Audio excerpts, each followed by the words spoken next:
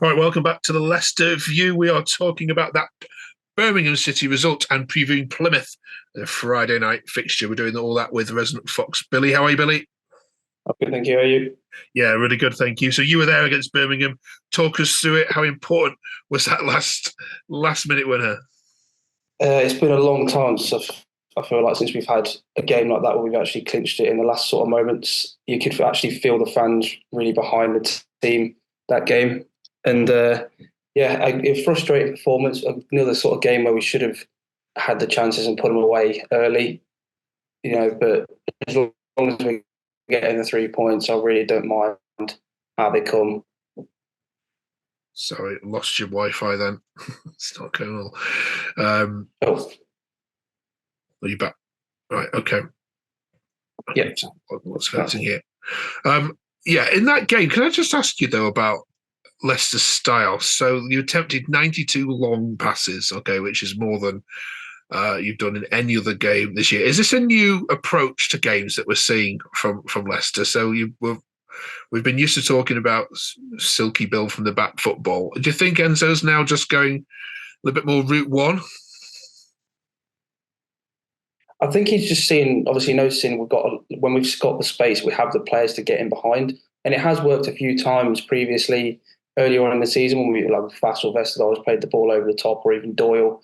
But yeah, I feel like we got to a stage where we were getting just stuck and being too patient around the edge of the box, doing the passing from side to side. It wasn't working. So I think they've definitely noticed that we can exploit it a bit more with Mavididi and Fatawu, and even when we've got players like Vardy and Daka.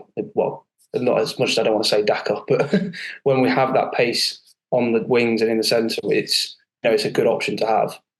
Yeah, I mean, your manager has started to come in for a little bit more criticism, hasn't he, from fans? That he doesn't have a plan B, and well, once teams have worked you out, you struggle to break teams like Birmingham down. So that goal was really important, wasn't it? Because not only for you to jump back to the top, but also to get the any unrest that just seems to be seeping into the stadium, just squash those naysayers.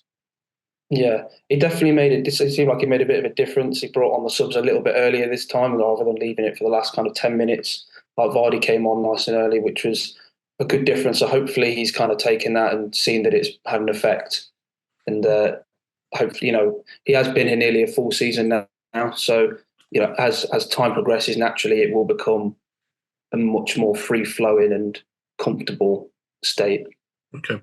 Harry Winks, let's just mention him for a second. So a pass completion percentage of 93% in the league. Just how immense has he been for you this season? It's hard to say. It's almost like he's gone underrated. Like a lot of Leicester fans really highly rate him, but at the same time, like he is still underrated because most people would look at the team and go, Kieran Dewsbury Hall's been player of the season, but Harry Winks is in with a decent shout because he's absolutely controlled the midfield for us every single game and very rarely puts a foot wrong. And when he does, he makes sure he gets that ball back and he makes up for it. Would you give Harry Winks the player of the season at, at the moment?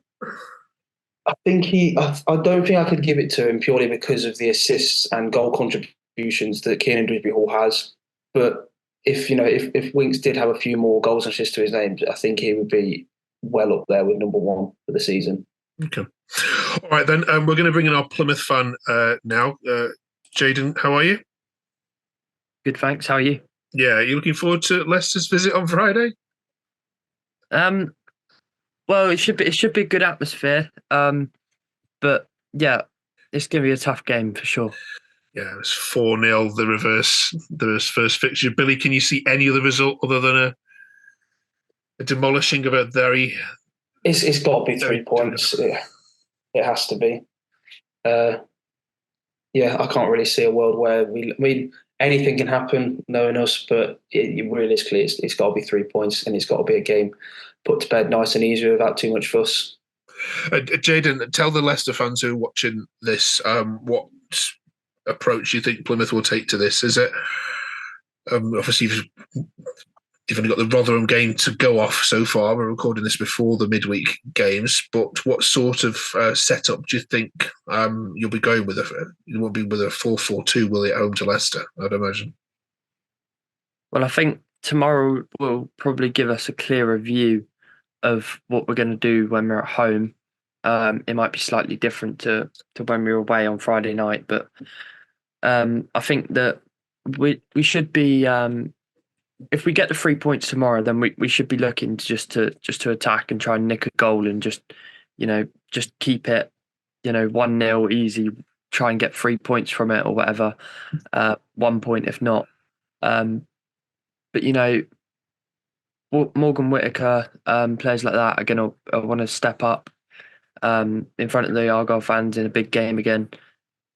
So I think, attacking approach, but we're going to have to do a lot of defending if we want to keep goals out on that game. Yeah, the first 15 minutes are going to be absolutely crucial. No side has scored more goals in the first 15 minutes than the Foxes. What do you put that down to, Billy? Just fast starts, always come out the box quick. Yeah, the fast starts. That's the thing. We start quick and then tail off for like the rest of the first half.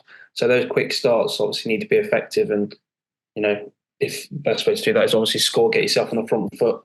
Yep. So yeah, if we can have a quick start, makes the rest of the game a little bit easier, takes the pressure off. Okay. Would you like to guess, Billy, the team that have conceded the most goals in the first 15 minutes? Is it also Leicester? Afraid not. No. Jayden, you'll know the answer to this. Is it us?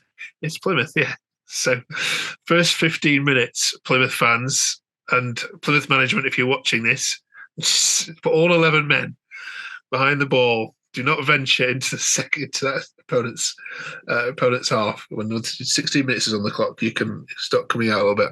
All right, Billy, just in terms of Leicester fans, how angry are they about the fixture scheduling by Sky of this? It's a Friday night. First of all, travelling is a nightmare, but also you get less rest time than Leeds and Ipswich do in such a crucial run-in. Thoughts? Yeah, I mean, we know it's going to be difficult. We know it's going to be tough. But at the end of the day, nothing we can do about it now. We just got to knuckle down, and we should have the players and the quality there to be able to not worry about it realistically with too much fuss. So it can be frustrating, obviously, watching it as a fan and seeing how close games are coming up and how the other teams around us are getting a bit more of a rest. But what can you do when you obviously go a bit further in the FA Cup and obviously fixtures have to be swapped? But yeah, realistically, hopefully it shouldn't be too much of an issue. Okay, if you're a Leicester fan and you're travelling to Plymouth, love to hear your comments on the scheduling of this fixture below. Let's get some score predictions, shall we? Billy, you can head first. I'm going to say 2-0, banking on a clean sheet. Hopefully we don't make any silly mistakes. Jayden?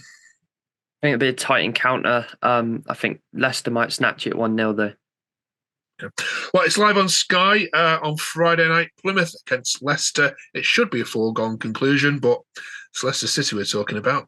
Nothing's been straightforward this season so far, has it, Billy? No, we like to make things difficult for ourselves. Absolutely. All right. Thank you very much for joining us, and we'll catch you both next week for the final run-in. Cheers. Cheers. Thank you.